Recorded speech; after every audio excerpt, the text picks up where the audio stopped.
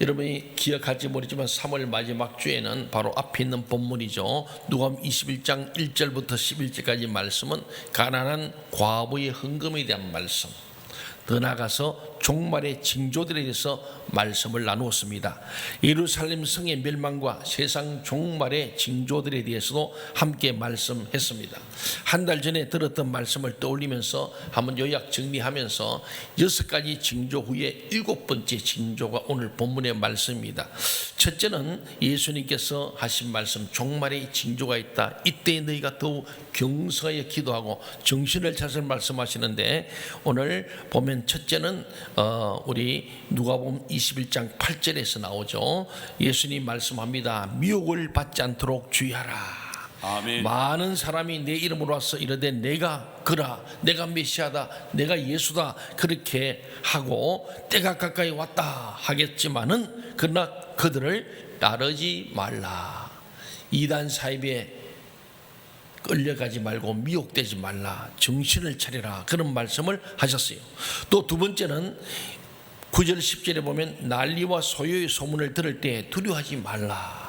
이 일이 먼저 있어야 하되 끝은 곧 되지 아니하리라. 또 이르시되 민족이 민족을, 나라가 나라를 대적하여 일어날 것이다 하고 우리 주님께서 두 번째 이 마지막 종말의 징조를 말씀했습니다. 국가들 간의 전쟁들이 있을 말씀하시고 제3차 세계전쟁에 대한 하나의 예고편도 볼 수 있습니다. 그래서 전쟁들과 전쟁들의 소문이 세상 종말의 한 징조다 그랬습니다.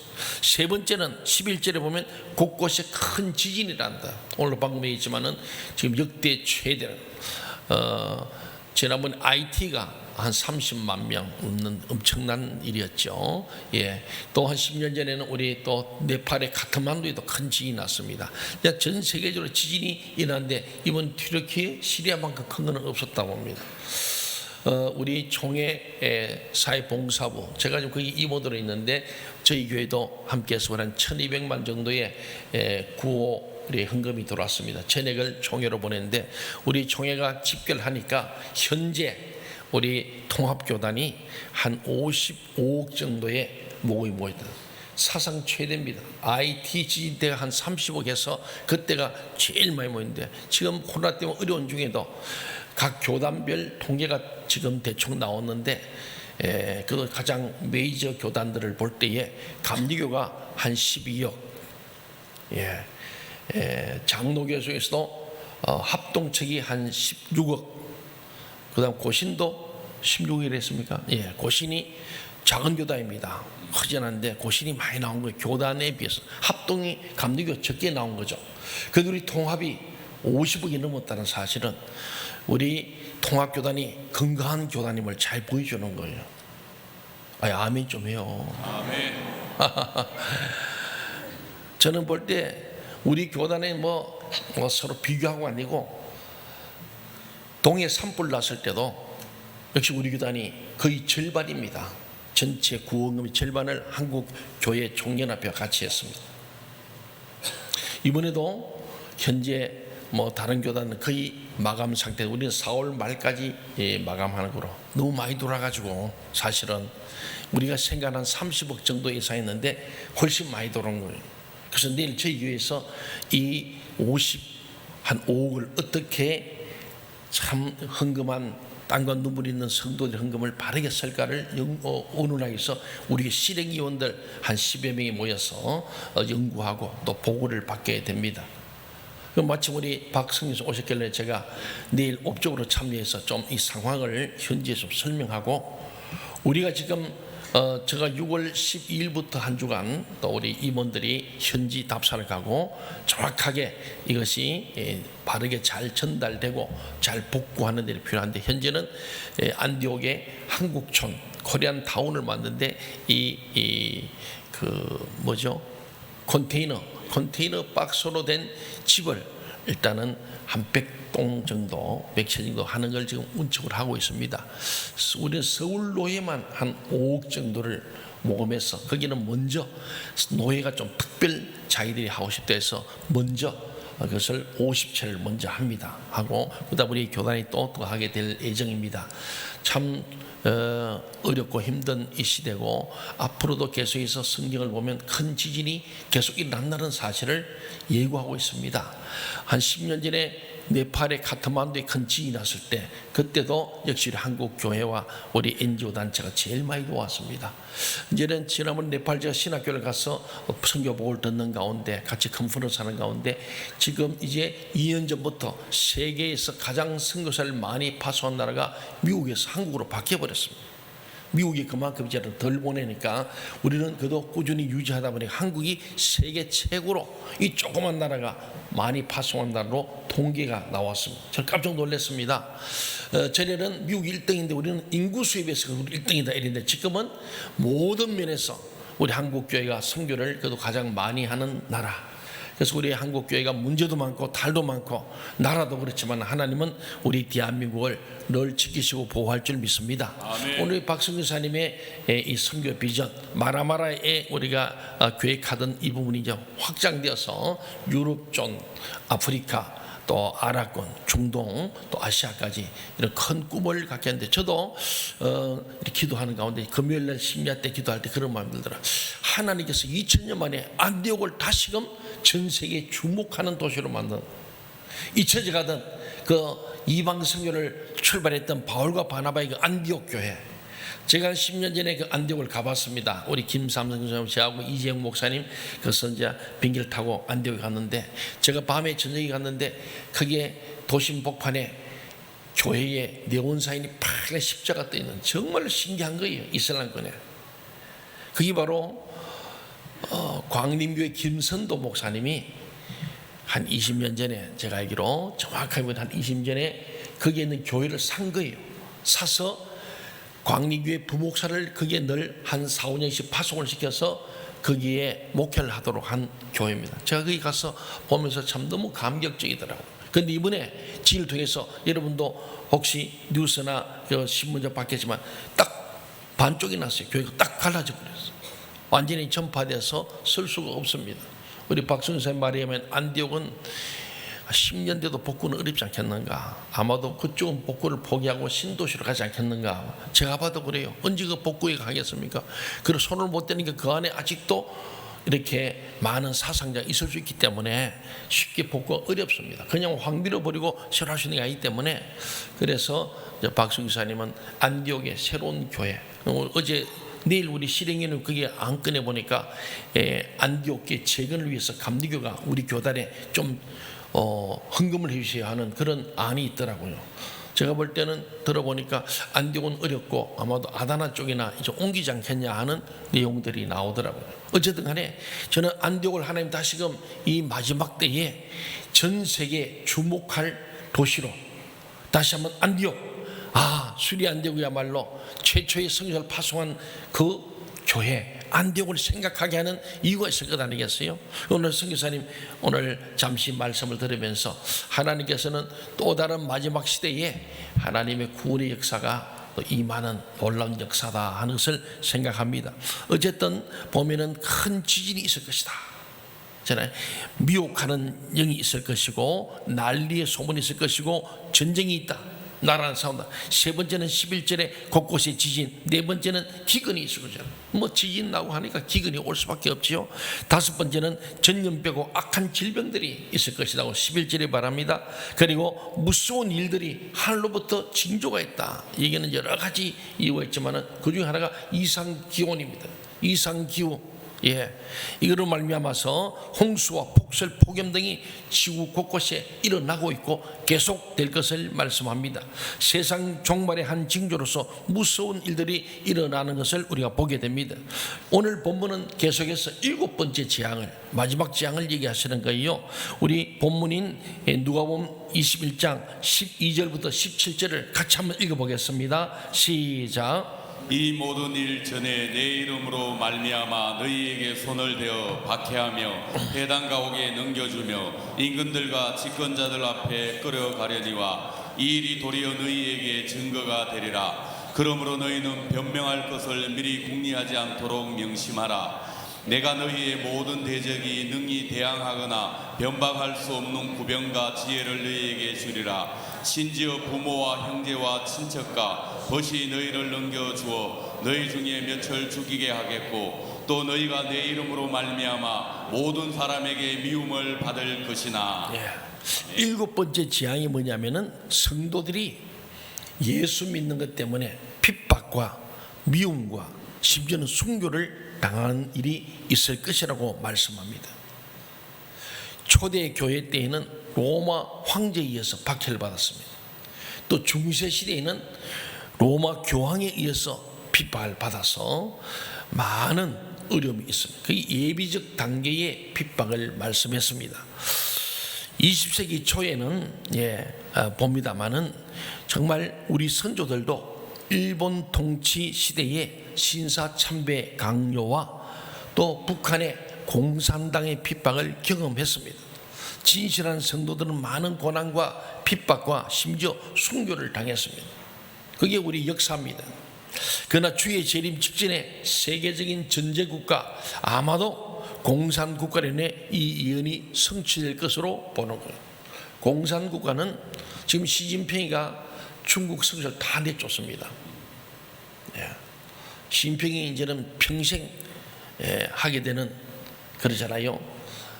마오쩌둥 혼 주얼레, 우리 기억이 나는 오랫동안 중국을 통치했던 사람들, 그들보다 훨씬 더 긴 시간 완벽한 1인 독재 정권을 가진 게 시진핑입니다.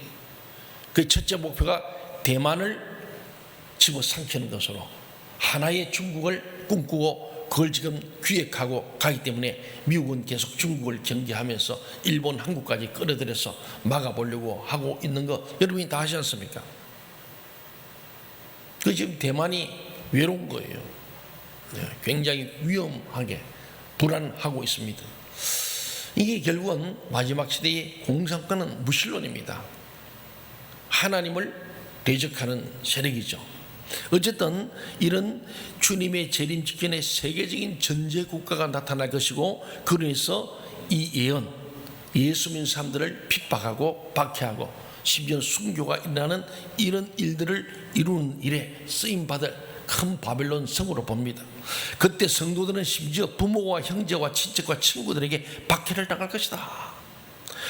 이것은 아마 오늘날 공산세계에서도 볼 수 있죠. 저 북녘땅 김정은 체에서는 예수 믿을 수가 없잖아요.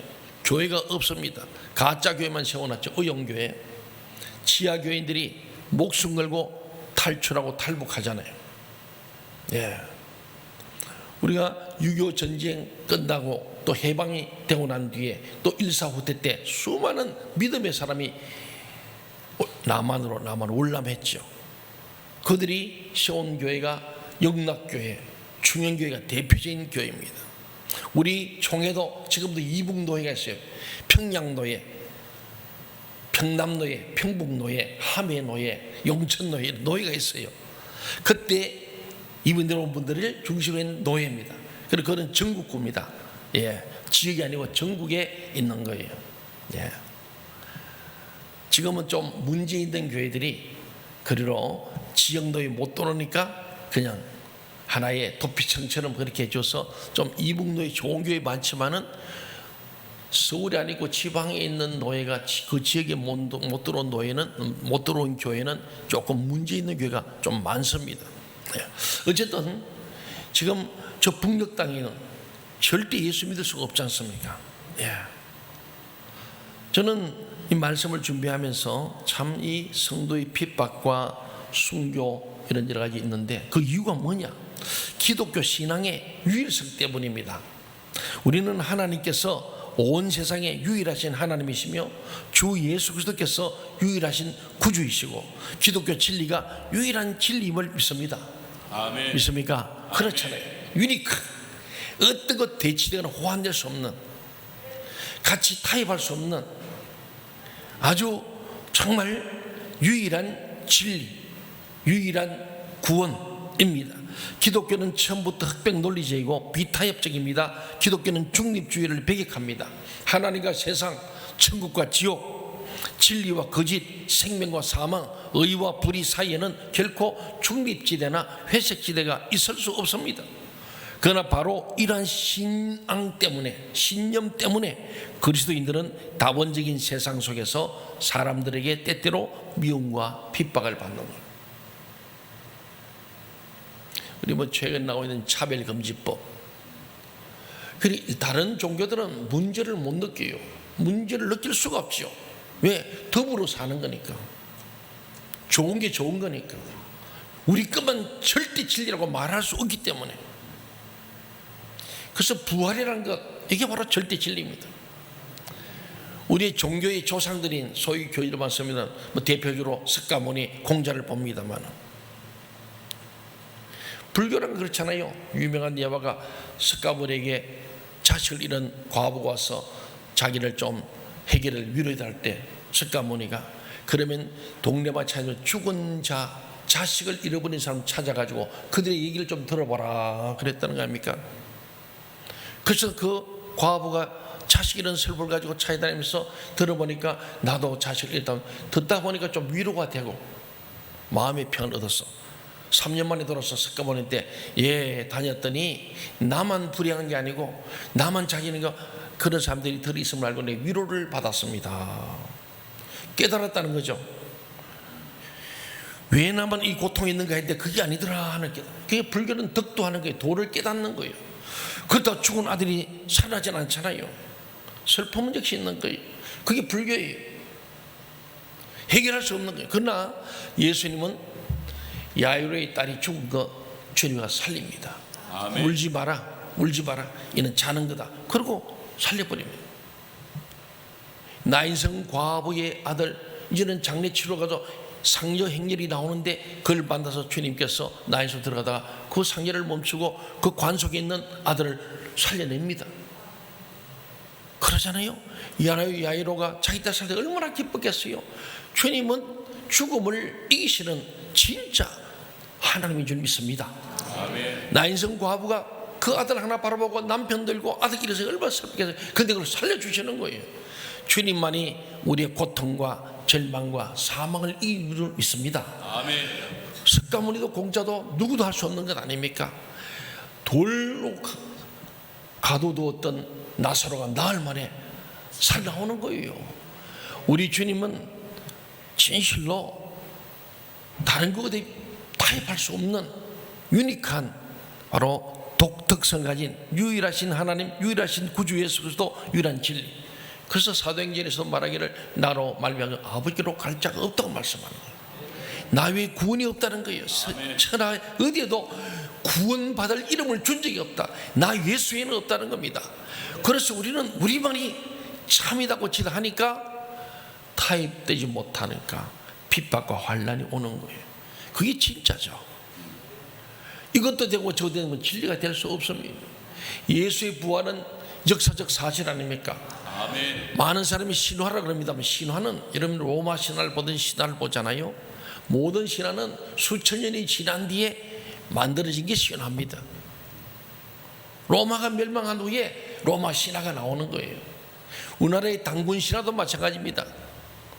고조선이 생겼다는데 그때로부터 3,500이 지난 삼국시대 때 지나서 고려 중 1년 성녀죠. 1년이 삼국사기를 만들면서 삼국사기를 만드니까 뭔가 뿌리가 있어야죠. 그래서 신화를 만드는 거예요. 고조선을 만들고 거기에 있는 당군신화를 만들었죠. 모든 신화는 수천 년이 지나서 만드는 게 신화입니다. 그러나 예수님의 부활의 사건은 주님께 사흘 만에 부활하시고 40일 동안 많이 보입니다.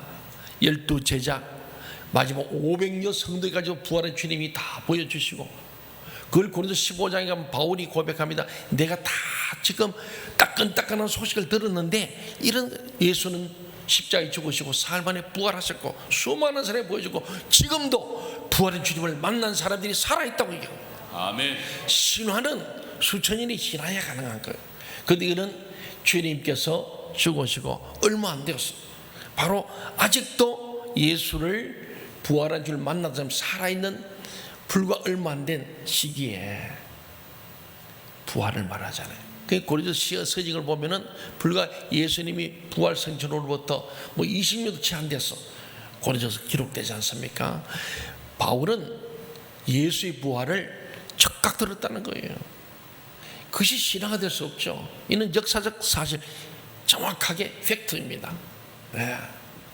히스토리컬 지저스, 역사적인 예술 말이죠. 근데 이 진리가 있기 때문에 우리는 진리를 포기할 수 없기 때문에 배타적이고, 그래서 고난이 있다 하는 말씀을 우리에게 하고 있습니다. 18절 19절 보면 예수님 또 말씀하죠. 너희 머리털 하나도 상하지 아니하리라. 너희의 인내로 너희 영혼을 얻으리라. 아멘. 우리는 이 진리를 붙들고 인내해야 돼. 아멘. 환난과 핍박 중에도 성도는 믿음을 지켜야 하는 것이 기독교 진리입니다. 아멘. 그래서 기독교가 환난과 핍박이 있는 거예요. 박해가 있는 거예요. 이 진리 때문에 목숨을 걸잖아요. 일제시대 때에도, 우리 공산체에서도, 6.25 때에도 수많은 그리스도인들이 순교했습니다. 위에서도 말씀했지만은 너희가 이런 고난이 올 때 무슨 말할까? 궁리할 것 없다. 내가 너희의 모든 대적이 능히 대항하나 변박할 수 없는 구변과 지혜를 너희에게 주리라. 아멘. 우리는 염려 두려할 필요가 없다는 말씀이죠. 아멘. 그리고 머리털라도 상하지 아니하도록 내가 너를 지켜줄 테니 너희가 끝까지 인내하라. 그럼 너희가 영혼을 얻으리라. 아멘. 원문에 보면은 너희 영혼을 인내로 얻으라 이렇게 되어 있어요. 오늘 제목이 이제 끝까지 인내하시는데, 우리는 믿음은 끝까지 하는 거예요. 오늘 일부 예배 끝나고 하는데 주로 7층에서 주로 예배 드리시던 우리 성도님이에요. 조용하게 예배 드리는 분입니다. 오늘 나가서 이제 인사를 하는데 그분이 갑자기 그러세요. 목사님, 다른 때는 설교가 어려워서 제가 이해를 잘 못해요. 오늘은 확실히 이해했습니다. 내가 궁금한 거 다 풀렸습니다. 얼굴이 환해서 가시는 거예요. 그래서 제가 오늘 설교 사실 좀 어려웠는데 어떻게 제가 반대로 준비하면서 이 교인들이 잘 이해할까. 오늘 그분이 그래. 성령 역사하니까 오랫동안 7층 저기 앉았었거든요. 오늘 일부에 오셨다가 가까이 와야 돼요. 7층에서 들으면 좀 덜 들려. 일부 때는 우리 이게 드림으로 되니까 가깝지요. 바로 지하고 해봤자 10m 밖에 아닙니다. 그러니까 가까이서 들으니까 잘 들리신 거야. 오늘 나가시면서 그러시는 거예요. 처음이에요. 7층에서 만나시면서 이래가지고 이렇게 타고 옆으로 사라져 버리잖아요. 나 안 만나고 하거든. 그래서 오늘 일부 예배 드리고 지난주부터 일부에 나오시더라고요. 나오더니 오늘 나가시면서 아주 그러시니까 내가 얼마나 참 마음에 기쁜지. 그렇습니다. 오늘 보면은 하나님의 말씀, 믿음을 지킨 자는 하나님께서 결국 우리 영혼을 지키심을 믿으시기를 바랍니다. 아멘. 하나님께서는 환난 중에서도 우리를 보호하실 겁니다. 물론 우리가 순교의 죽음을 죽을지도 모릅니다. 그러나 우리 영혼은 죽음 앞에서도 신앙의 절개를 지킬 것이며 우리의 몸도 마지막 날에 온전한 몸으로 다시 부활할 것입니다. 아멘. 우리는 끝까지 참고 인내하는 것이 우리의 믿음의 마지막입니다. 단지 우리는 끝까지 참고 인내입니다. 요한계시록 13장 10절 14장 12절을 같이 한번 볼까요? 시작. 사로잡힐 자는 사로잡혀갈 것이요 칼에 죽을 자는 마땅히 칼에 죽을 것이니 성도들의 인내와 믿음이 여기 있느니라. 성도의 인내와 믿음이 여기 있다는 거예요. 아멘. 우리는 신앙은 목숨을 걸고 지키는 것을 잘 말씀합니다. 코로나 왔다 해가지고 예비도 안 드리고 그냥 아니라는 거예요. 신앙은, 믿음은 생명을 거는 거다. 네. 어떤 경우에도 우리는 결코 하나님을 예배하는 건 중단될 수 없는 거예요. 그리고 14장 12절 한번 볼까요? 시작. 성도들의 인내가 여기 있나니 그들은 하나님의 계명과 예수에 대한 믿음을 지키는 자니라. 하나님의 아멘. 말씀과 그 믿음을 지키는 자가 성도들의 인내의 목적이라는 거예요. 그래서 성도는요, 이 믿음 붙들고 말씀 끝까지 인내하는 건 누가 뭐래도 끝까지 가는 거예요. 왜? 진리이기 때문에. 마침내 승리하는 거예요. 마침내 성취되는 말씀이기 때문에 두려울 이유가 없습니다. 말씀을 다 붙들고 꿋꿋하게 나가는데 환난도 있고 핍박도 있고 고난이 있고 여러 가지 문제가 있지만 그럼에도 불구하고 끝까지 인내하면 마침내 우리의 영혼을 구원받게 될 줄 믿습니다. 아멘. 우리는 이 세상과 세상에 있는 것들이 장차 불타 없을 것을 생각하고 거기에 너무 애착을 두며 살지 말아야 합니다. 세상에 뭐 다 있을 것처럼 세상을 위해서 투자하지 마세요. 그런 말씀이에요. 세상은 천년만을 살 것처럼 그게 예찰 가지고 그게 뭘 그렇게 안간힘없이 말고 늘 우리는 믿음 있는 사람은 하늘의 소망을 둬야 합니다. 아멘. 우리의 본향은 하늘 아니겠어요? 하늘 소망 두라는 거예요. 우리는 주 예수께서 가르치신 세상 종말의 징조들을 깨달아야 합니다. 종말이 되면 거짓 그리스도들이 많이 나타날 것이고 전쟁과 전쟁 소문이 있을 것이고 큰 지진, 기근, 악한 질병들, 하늘의 징조들, 핍박과 순교가 있을 것입니다. 오늘날에 이런 징조들이 많이 나타나고 있고 이루어지고 있습니다. 우리는 종말 의식을 가지고 천국을 바라보면서 사는 자들이 되어야 합니다. 아멘. 주님 밖에 마지막 년 너희가 땅까지 내 정인되라. 선교적 사명을 감당하다가 주의 부르심을 입어야 우리 인생은 성공한 거예요. 아멘. 무엇을 먹을 입을까 마실까 염려하다가 세상 끝나면 얼마나 억울하겠습니까? 우리는 하나님에 대한 참된 믿음 가운데서 끝까지 인내하면서 살아야 합니다. 우리는 삼위 하나님과 성경 말씀을 다 믿고 기도하고 환난 중에도 하나님의 보호하심을 믿고 끝까지 인내하면서 성경 교훈을 성실히 행하며 살아갈 수 있기를 간절히 소원합니다. 아멘.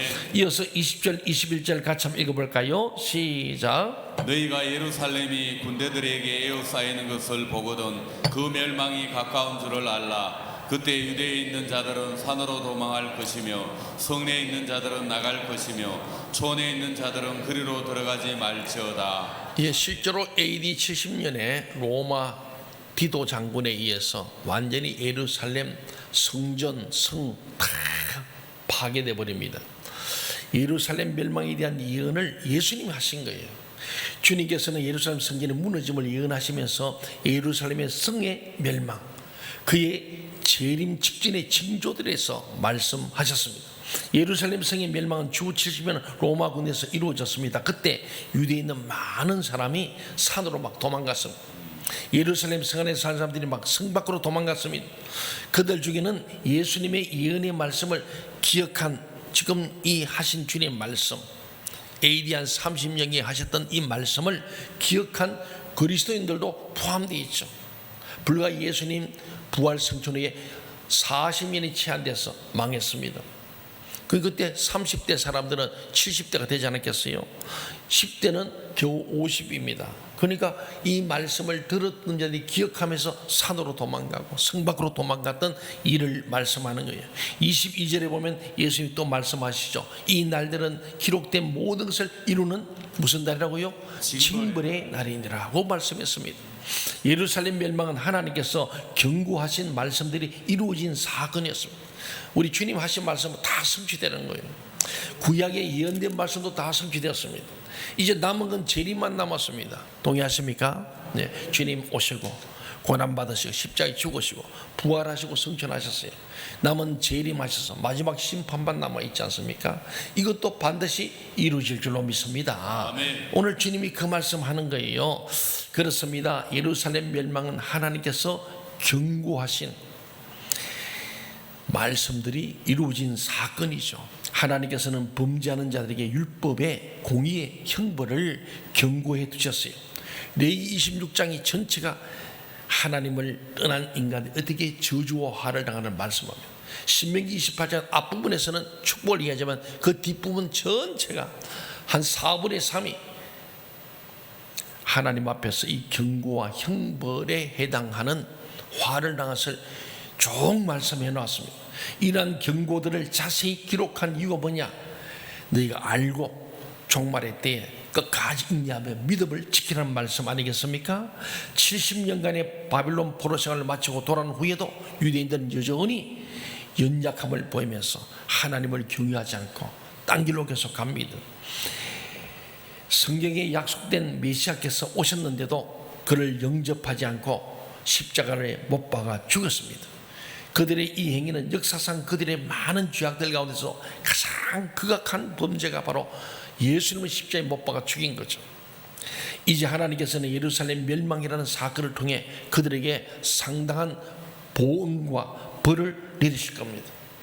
지금도 2000년 동안 나라를 잃었던 이스라엘 디아스포라 얼마나 고통이 컸어요. 600만 명이 가스에서 한복에 죽어갔던 나치하의 그 고통, 인류 역사 가운데 이스라엘처럼 고난이 많은 나라가 없습니다.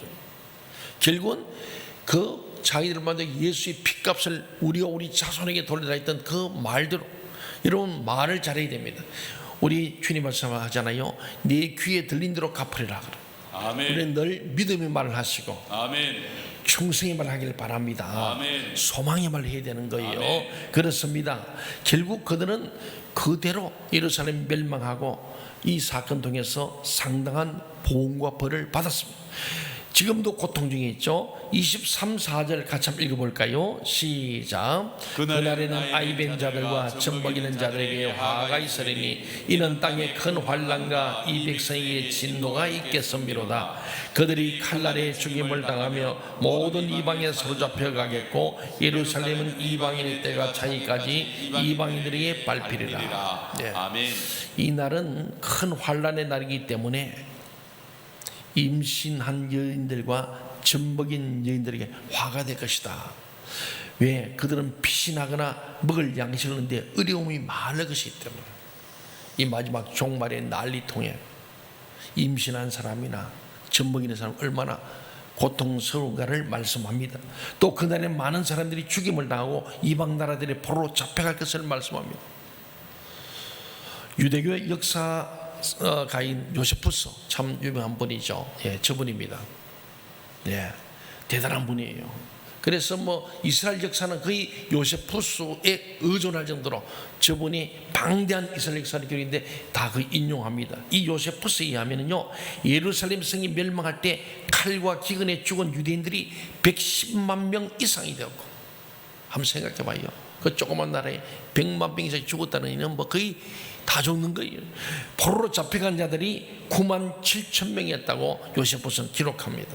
예루살렘 멸망할 때 지금부터 한 2000년 전 AD 70년에 그러니까 예루살렘 멸망을 통하여 그들에게 상당한 보응과 벌을 내리심을 주님 말씀한 그대로 이루어진 거예요.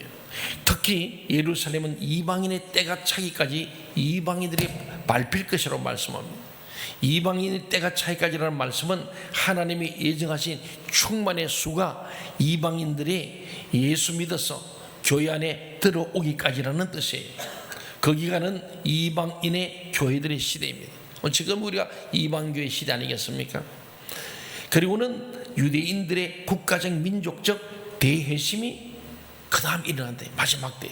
그래서 사도 바울이 로마서 11장 25절 26절에서 온 이스라엘이 구원받은 것을 말씀합니다. 한번 볼까요? 로마서 11장 25, 26절 시작. 형제들아, 너희가 스스로 지혜 있다 하면서 이 신비를 너희가 모르기를 내가 원하지 아니하노니 이 신비는 이방인의 충만한 수가 들어오기까지 이스라엘의 더러는 우둔하게 된 것이라. 그리하여 온 이스라엘이 구원을 받으리라. 기록된 바 구원자가 시온에서 오사 야곱에게서 경건하지 않는 것을 돌이키시겠고. 예, 하나님이 예정한 충만의 수가 들어올 때까지 이방인들이 결국은 구원받는 시대, 이방교회 시대가 오고 마지막에 보면 6절에서는 온 이스라엘이, 그래 온 이스라엘이 구원을 받으리라.